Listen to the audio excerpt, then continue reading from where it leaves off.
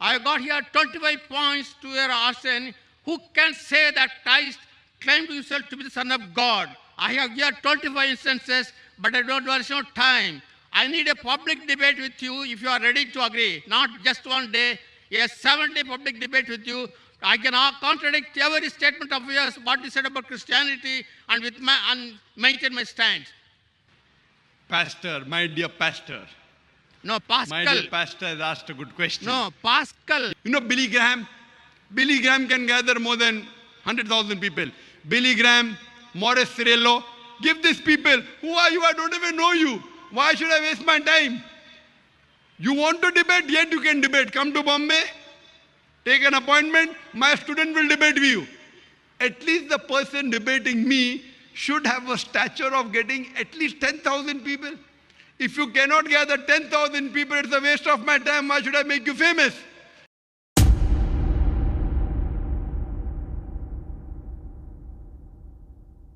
A question and answer opportunity during one of Dr. Zakir Naik's religious lectures was used by a pastor named Pascal to challenge Dr. Zakir Naik to an open debate about Islam and Christianity. The elderly man loudly and confidently stated that he had found over 250 errors in the Quran and wanted some debate session. How did Dr. Zakir Naik respond? Watch until the end. My name is Pascal. I'm a teacher by profession. I'm a Christian.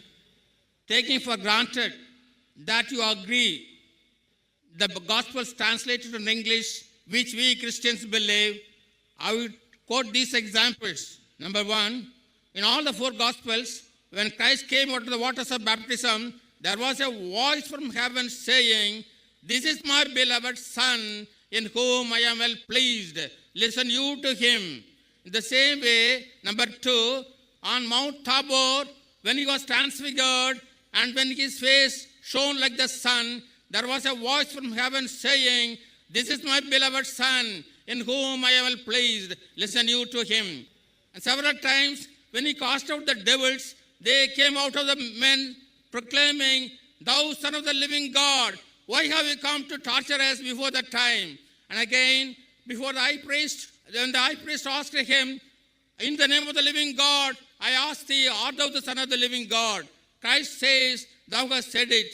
And the priest, and the number 5, the high priest and the scribes, when they accused Jesus before the Pilate, they said, "This man says he's the Son of God. It's a blasphemy according to our religion. Therefore, we want to crucify him."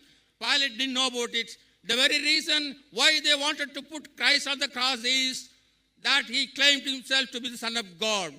Because even though he didn't directly say, "I am the Son of God," it is indirectly said. Suppose I say, you are Dr. Zakir Naik and you are MBBS doctor, and you tell me, "Yes, brother, you have said it." Is it not amount to saying that yourself saying, "I am Dr. Zakir Naik, MBBS"? In the same way, Christ, even though he didn't say, "I am the Son of God," he has approved it. Perhaps out of modesty, he didn't say, "I am the Son of God." Again, one more example. Martha. Brother, your question. You already quoted 5 verses without giving references. No, What's the question, brother? I have not come prepared for that. That's why I am not quoted. Fine, I will give you the reference. No problem, brother. I will give you the reference. I'll help you. Yes. I'll help you, brother. No problem. What's the question?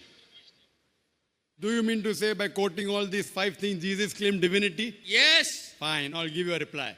My challenge, brother, was point out a single unequivocal statement in the complete Bible where Jesus Christ, peace be upon him, himself says that I am God, or where he says, "Worship me, I am ready to accept Christianity." You did not point out a single statement, unequivocal statement in the complete Bible where Jesus Christ, peace be upon him, himself says that I am God, or where he says, "Worship me."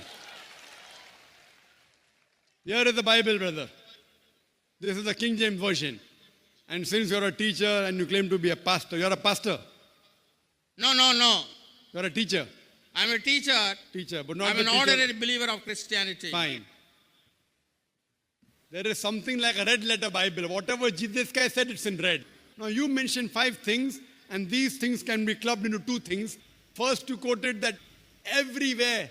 You didn't quote correctly. What you wanted to quote was the Gospel of John, chapter number 3, verse number 16, which says, "For God so loved the world that he gave his only begotten Son. Whosoever believeth in him shall not die but have everlasting life." It is not in all the four Gospels, it's only in Gospel of John, chapter number 3, verse number 16. Please note it down. You can check it up. Gospel of John, chapter 3, verse number 16. "For God so loved the world that he gave his only begotten Son.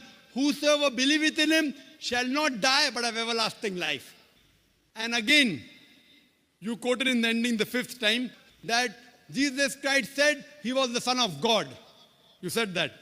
Do you know Bible has got sons of God by the tons? If you read the Bible, Adam was the son of God, peace be upon him. Ephraim was the son of God. Israel was the son of God. If you read the Romans chapter number 8, it says, all those who are led by the Spirit of God, they are sons of God.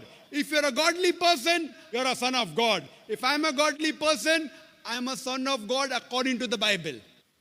But they say, no. Jesus Christ is not a normal son. He is the begotten Son.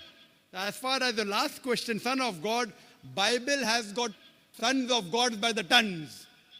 Adam is son of God, Ephraim is son of God, Israel is son of God. All that are led by the Spirit of God are sons of God. But the Christian missionary tells me, no. Jesus Christ is not a normal son. Coming to your first question. He is the begotten Son. And then they quote, which you didn't quote me. I'm helping you, brother. Gospel of John, chapter 3, verse number 16. "For God so loved the world that he gave his only begotten Son. Whosoever believeth in him shall not die but have everlasting life." Brother, do you know the meaning of the word begotten? What is the meaning of the word begotten?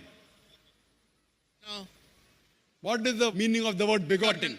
Begotten is not the sense in which you use the human sense. See, the word begotten. I am asking you the meaning of the word begotten. Yes, I know. What is the meaning of the word begotten? Begotten, there are two senses. When you say of a human being, he says begotten means the flesh and blood of his son. But when you say of God begotten Son, it doesn't mean that is of a body is begotten him. It is to say the close association between the Father and the Son. That's all.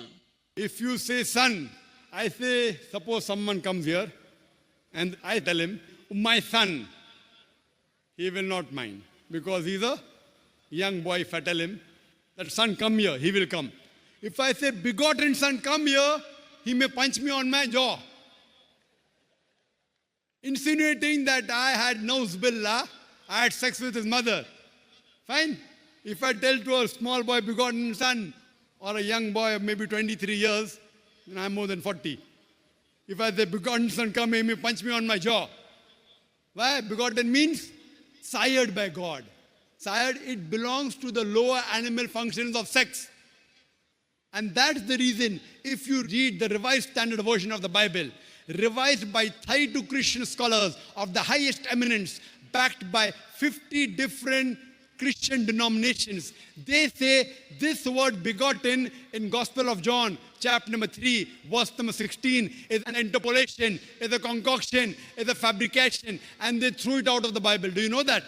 If you read the Revised Standard Version of the Bible, which is the bestseller, revised by 32 Christian scholars of the highest eminence, backed by 50 different Christian denominations, they say this word begotten is an interpolation, is a concoction, is a fabrication. So the word begotten has been thrown out. So if you say son, God has got sons by the tons in the Bible. So coming to your first question and the last question, I've answered it. Coming to your second and third, which you mentioned that he drove out devils. Quote the full verse. You haven't quoted to me the full verse, which I quoted in my talk. According to the Gospel of Matthew, chapter number 12, verse number 28, he said, I cast out devils with the Spirit of God. Gospel of Luke, chapter number 11, verse number 20, I with the finger of God cast out devils. It doesn't say he alone does it. He does it with the help of God. That does not mean he's God. All these verses you quoted, they clearly mentioned that he was a messenger of God. He wasn't God himself. That is the reason I challenge you. point out a single unequivocal statement in the complete Bible where Jesus Christ, peace be upon him, himself says that I am God, or where he says worship me. And I am ready to accept Christianity. Nowhere Jesus ever said that. Just if I tell to the son, son come here, that does not make him my begotten son. Fine? The same way, if you tell me that I will call you Dr. Zakir Naik, fine? And if I don't object, that doesn't, it may be true, may be wrong. People say, Dr. Zakir Naik, scholar. I don't consider myself to be a scholar. I consider myself to be a student of knowledge. If people call me scholar, and if I continue, that doesn't mean I accept it. They consider me to be a scholar. I don't consider myself to be a scholar. Always refer to myself as a student of knowledge, a talib ilm. So what you have to point out from the Bible is, anywhere in the Bible, it should be in red letter. Red letter means the words of Jesus Christ, peace be upon him. Point out a single statement, unequivocal statement, an unambiguous statement from the complete Bible where Jesus Christ, peace be upon him, himself said that I am God, or where he says worship me, I am ready to accept Christianity.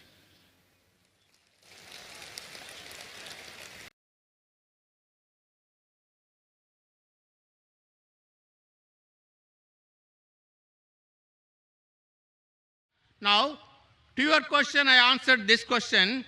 I got here 25 points to your question. Who can say that Christ claimed himself to be the Son of God? I have here 25 instances, but I don't have no time. I need a public debate with you if you are ready to agree. Not just one day, a 7-day public debate with you.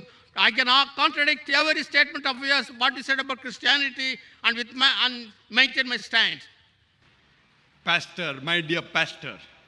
No, Pascal. My dear pastor has asked a good question. No, Pascal. He quoted the Gospel of John, and he quoted that Peter said that Jesus Christ was Son of God. I'll answer this. So remaining 24 points, my student will answer. There are thousands of people in the world who want to debate with me. What I say, there's a criteria for me to debate. I'll come to that afterwards. First, I will answer your question. As far as your other part, 24 questions that you have, you want to debate me. If you want to debate me, there are some criteria. There are some criteria. I wouldn't mind debating anyone who on his own can at least gather 10,000 people. If you can give a public lecture, for a public lecture, if you can gather 10,000 Christians, I will debate you. Anyone in the world, or you give your material to your doctors of divinity. You know Billy Graham? Billy Graham can gather more than 100,000 people. Billy Graham, Morris Cerullo, give these people, who are you? I don't even know you. Why should I waste my time? You want to debate, yet you can debate. Come to Bombay, take an appointment, my student will debate with you and answer all your 24 points. We have many students in the queue, waiting. There are many such people who challenge me. We say, first debate with my student. If anyone wants to debate me, when by God's grace, alhamdulillah, I can gather 100,000 people, 200,000 people, 300,000 people individually for my talk, at least the person debating me should have a stature of getting at least 10,000 people. If you cannot gather 10,000 people, it's a waste of my time. Why should I make you famous? Yet, you can have a debate with my student. Many people are there. You know the students of our school also, inshallah. You are 69 years old, no problem. My young students will debate you. Fine? Tell me when you are coming. You can come there, hire the hall, you pay for the thing, fine? If you are someone great, we'll pay for you. If you can't gather 10,000 people, you come there, arrange for a hall, call my student for a debate, we'll have a debate. If you want to tell the date, you can announce now only. Which date are you coming to Bombay, brother?